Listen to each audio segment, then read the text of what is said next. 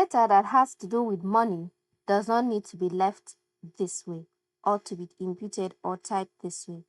Now let me show you how to add your local currency, which is the Naira sign, to our data here.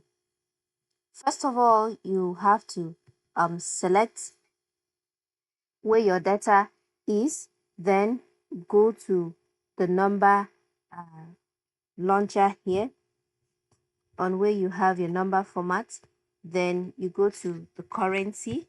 Now from currency, you choose symbol. By default is on $sign. So click on symbol and then look for your local currency, which is the Naira. So we're going to look for it.